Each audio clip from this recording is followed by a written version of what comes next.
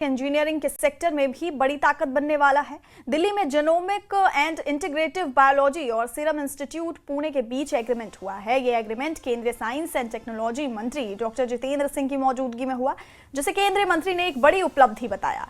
इस एग्रीमेंट के बाद जल्द ही ट्रायल शुरू हो जाएंगे, जिसके बाद अगले 5 साल में आदिवासी समुदाय में सिकल सेल एनीमिया की बीमारी को जेनेटिक इंजीनियरिंग से ठीक किया जा सकेगा। अगले 5 सालों में ये थेरेपी लोगों को देश में उपलब्ध हो जाएगी।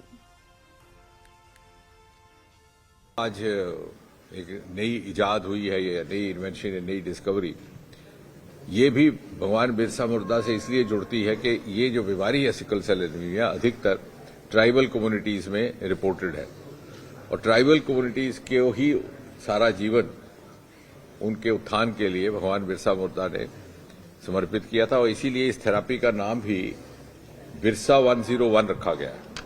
अब ये है क्या, इसमें एक दूसरा इसका महत्व यह है कि ये आत्मनिर्भर भारत के मंत्र पर पूरा उतरता है। पहली बार एक इंडिजिनस थेरेपी जीन पर आधारित भारत से इजाद हो रही है। तीसरा कि बहुत कम देशों में अभी इस तरह की जानकारी है। आने वाले समय में हमारी जितने भी उपचार होंगे वो जीन रिलेटेड होंगे, यानी डायग्नोसिस, बीमारी की जांच भी उसी के आधार पर होगी और बीमारी का उपचार भी।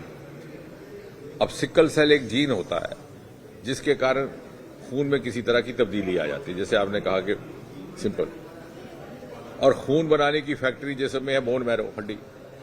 तो अगर वो फैक्ट्री का बोन मैरो ठीक हो जाए तो खून सही बनेगा।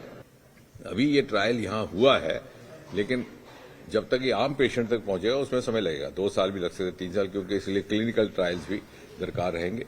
और तीसरा इसका बड़ा महत्वपूर्ण पहलू ये, जैसे मैंने कहा कि प्रधानमंत्री मोदी जी ने जैसे हमें एक स्वतंत्रता दे रखी है पब्लिक प्राइवेट पार्टिसिपेशन की, इस वर्ष तो न्यूक्लियर सेक्टर को भी खोल दिया गया प्राइवेट सेक्टर के लिए, ये उसका भी एक बड़ा ही खूबसूरत उसकी मिसाल है।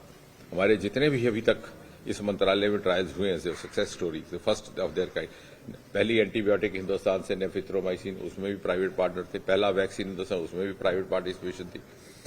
पहला हमारा हीमोफीलिया ट्रायल हुआ, वो भी पार्टिसिपेशन, और आज भी ये सीरम इंस्टीट्यूट पुणे के साथ। और